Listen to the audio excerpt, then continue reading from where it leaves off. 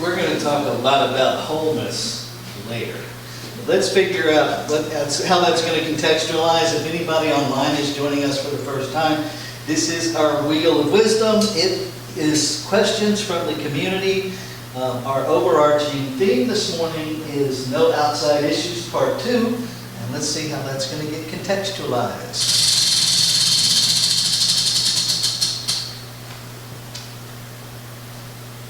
What will I do with my one precious life?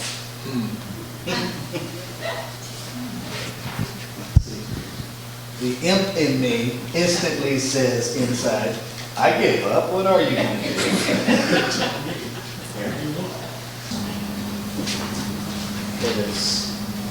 There's lots to talk about in this one. Our overarching theme for the year is still first thing first. Hopefully that's your overarching theme for the rest of your life. This morning we are finishing up No Outside Issues. And last week we talked about it from an organizational perspective. And this morning we're going to talk about it from the perspective of consciousness. Which means there truly are no outside issues. In consciousness, the one that has no circumference, there is no outside. So there can't possibly be an outside issue. But oh my goodness, how many of them we have. Earlier this morning we were joking about something not being offensive, and I joked, give me a minute, because this might upset some folks this morning.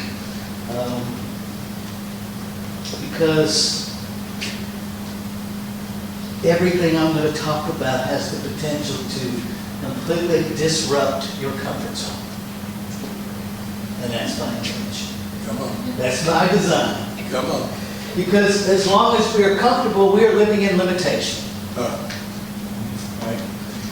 Our teaching, let's start with this. Outside issues are established by qualifiers. They're established by qualifiers. Higher, lower, bigger, smaller, better than, worse than. All of those are qualifiers. This is a teaching that is unqualified. Creation is unqualified. When you think about this word qualified for just a minute, it suggests that you have to do something in order to be prepared for something. You were born qualified. Yes. You are the infinite in form. Who are you qualifying for? What are you qualifying for? To be your authentic self? That's not about becoming qualified. That's about removing the barriers that we set up as qualifiers. It's about removing all of the subtle doubt of language. It's about removing all of the almost thinking. Almost. It's removing thoughts like good enough. You were born all perfect and complete. Where does good enough last? They're not hearing that. Yeah, they're not. Okay, I'll be right back. It's on, so let me turn it up.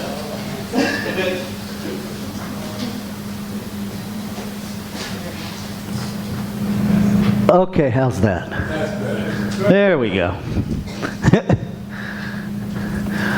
Dear online people, I would repeat what I said, but I don't remember what I said. I will try to loop back in. So the short synopsis for the online folks is, it's okay if you get mad at me when I blow up your comfort zone, because that's what I'm doing, on purpose.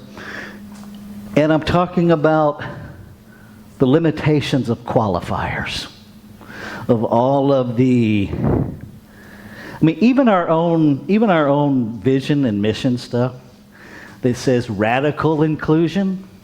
Why radical? Why do we need to add that? It doesn't make us more inclusive. We're either inclusive or we're not. Right? Radical suggests that there's some other type of inclusion. There's not. There is inclusion and exclusion. You're either one or the other. Being radically inclusive doesn't make us more inclusive. It's just playing a word game. That's all they're doing. Here's why that's important. Joseph Murphy. Let me find my...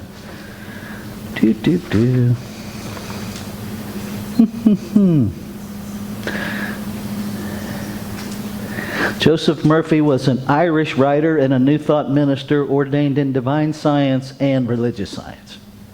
He said this: your prayer, which is your mental act, understand that, it's an action, right? It's not something that you're doing that isn't having movement. Prayer is a movement of consciousness. It's an action. Must be accepted as an image in your mind before the power of your subconscious will play upon it and make it productive. You must reach a point of acceptance in your mind, get this, an unqualified and undisputed state of agreement. Unqualified. Ernest Holmes said the same thing, that our prayers have to be unqualified. Why does that matter? Because law, the activity of law, the doer of creation, does not care. It does not have the capacity to care. If you have anthropomorphized the activity of law, you are setting yourself up to be disappointed over and over and over. Law doesn't care any more than gravity cares. Right? If I go up on this roof and walk to the edge and think, oh, gravity will care enough not to bounce me off the ground. No. It is a law of nature. It doesn't have a capacity to care. It simply does what it does. Gravity does what it does. Without exception, it doesn't care who it is or what it is or how it is. It simply is gravity. Period. The activity of law is the same. Whatever we give it. Yes. Whatever we give it. Get this, folks. Whatever we give it, it simply says yes. Yes. And does it. Just like gravity. And so when we are thinking good enough, what we're really thinking back of good enough is that I'm not whole, perfect, and complete, but I'm good enough. That's a lie. And what law is acting on is the lie. It's not acting on the idea that you're good enough. It's acting on the belief that is underneath the qualification. And we have to get clear about that. When you're going in for a medical procedure, have expectations of perfection from that procedure. I was speaking with somebody the other day, and then what came out of their mouth was, I don't want to get my hopes up about the surgery. Excuse me? That's the human brain talking. That is that sense within the human experience that is 100% anchored in condition, that has been taught over and over and over that disappointment matters. No, it doesn't. And the only reason that it matters is because we keep recreating it. And how do we keep recreating it? By holding it in consciousness. If you don't want to be disappointed, you are consenting to disappointment. Because you have already said there is a marginal outcome that's acceptable. Why would you do that? Because nobody taught you not to. That's why. It's not because you're bad or wrong or stupid or uneducated. It's because we grew up on planet Earth that teaches us to settle. That teaches us to settle for conditional acceptance. You were born qualified. You are a blueprint of perfection expressing. Claim it. You don't have to know what it is in order to claim it. You have to know that it is. Yes. We're stuck in what it is. You have to know that it is. That you are the infinite in form. There's only one source and one substance. Stop separating yourself from it. Yes. It hasn't separated from you. But we separate from it all the time. And the truly ridiculous part of that is that it's only mental. We can't actually separate from it. There's nowhere else to go. There are no outside issues because there is no outside. There's one mind. And everybody is empowered to use it in grace. Do you get the power of that? Free of guilt, shame, and blame. That does not mean for those of you who are already starting on your keyboard to send me the email about how I just said it's okay for everybody to do whatever the hell they want. That is not what I said. What I said was spiritually, there is no judgment for how we use the creative process that we are. There are consequences in this physical realm. Ernest Holmes taught we're not punished for our sins, we're punished by them. To say that in plain English, we're not punished for our mistakes, we're punished by our mistakes. The law of cause and effect. Right? If I put my thumb between the board and the hammer, and I come down on my thumb with the hammer, I will experience the effect of that. There's nothing spiritually that's going to intervene and make me not feel that, because we live in a law of cause and effect. Every belief you have is operating continuously, without interruption, without exception. You get to determine what those are. You get to determine what those are.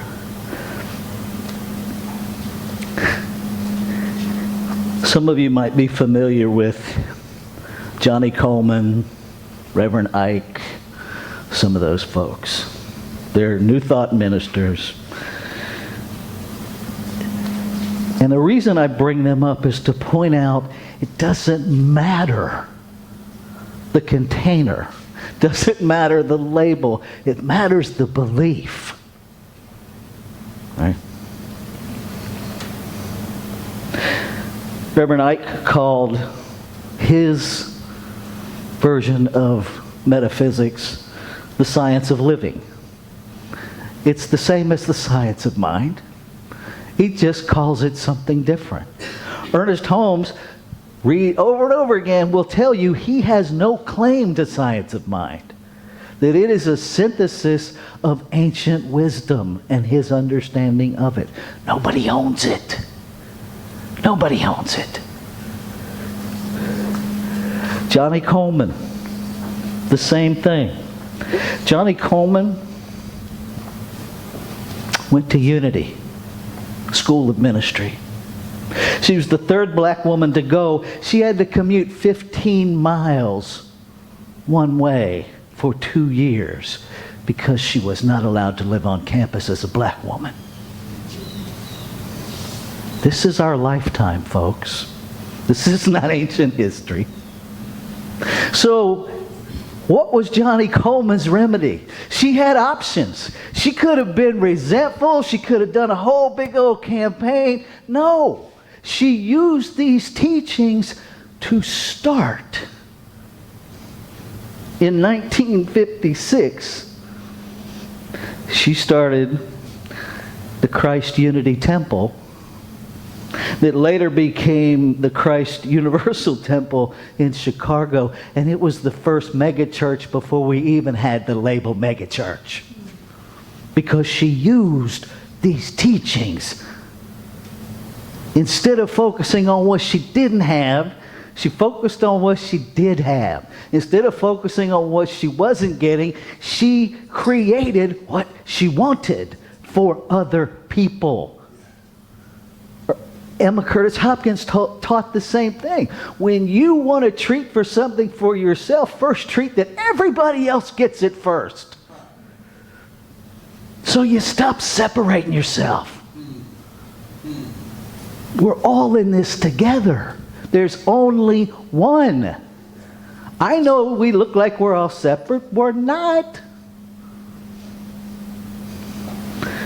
In 1974, Reverend Johnny Coleman founded the Universal Foundation for Better Living. Science of Mind, Science of Living, Foundation for Better Living. Do we really care what we call it? I don't. What I care is that you're empowered to live it, that you're empowered to be it. My favorite story that I ran across while I was doing all of this, in alignment with what will I do with my one precious life? Anybody know who Arlen Hamilton is? Arlen Hamilton is an amazing queer black woman who built a venture capital fund from the ground up while she was homeless. Don't tell me this doesn't work. Reverend Ike is famous for saying, you can't lose with what I use. The only way we lose is when we limit ourselves by all of the qualifiers. Stop saying this or something better. Get clear about what this is. Because I promise you, the activity of law is not even hearing or something better. It's simply responding to this. It doesn't do the qualifiers. Get clear about what this is. Arlen Hamilton, while she was homeless, made a declaration that she was going to start this capital fund, that she was going to fund at least 100 businesses that were led by BIPOC or marginalized people in the LGBTQIA plus community.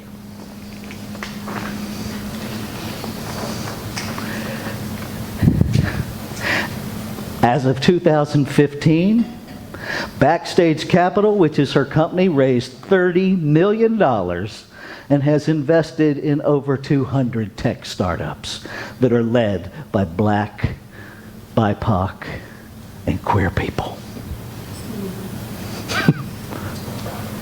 BIPOC is... somebody help me out because I threw it out of my brain. Black, Indigenous, and people of color. There we go. Black, Indigenous, people of color. Thank you. I personally ordered her book for no other reason than her success, and I just love this title. You ready? It's about damn time. How to turn being underestimated into your greatest advantage. Now, I just had to have that book. It's about damn time, folks. We are at choice. We can halfway live into these teachings. Bill brings me little comics every time he comes.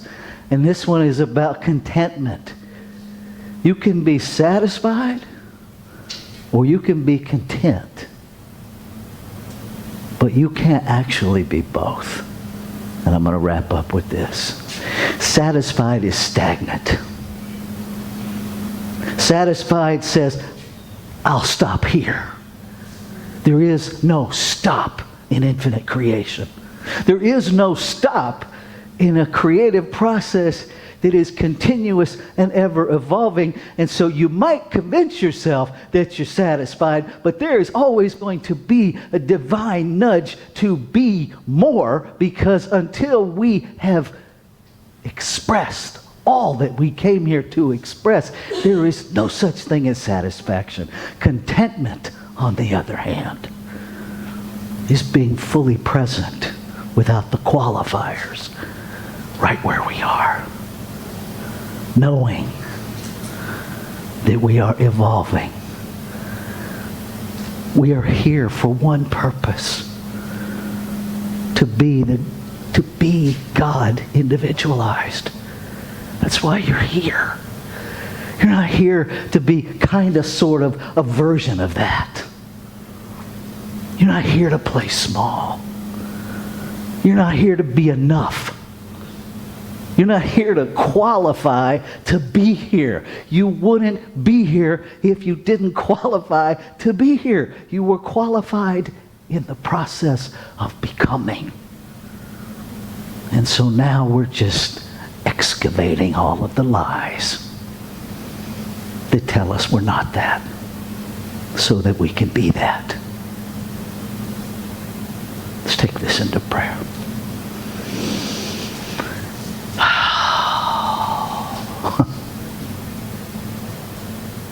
I feel the human emotion rise within me as I recognize this infinite beingness, the source of all creation, that is the source of me, that is the source of all life, that is beyond any qualifier that exists in language. I feel it because I am it.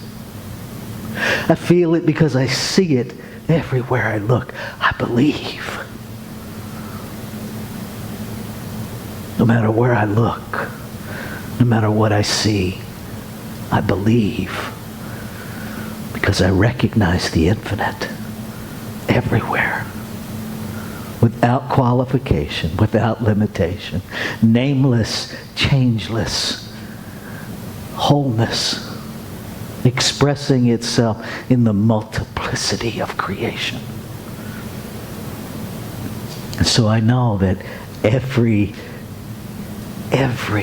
expression of it must contain what it is made out of. And so God is always interacting with God. Life is interacting with life. The divine with the divine, whatever we call it. It is always the sacred self seeking greater and greater expressions, greater and greater relationship of the self with the self, as the self, through the self. And so I claim and affirm that divine nudge to be is embraced and embodied by every expression of it. That everything unlike the divinity that creation itself is comes into the awareness to be neutralized simply by speaking truth to it. That there is no effort required to rid ourselves of limitation.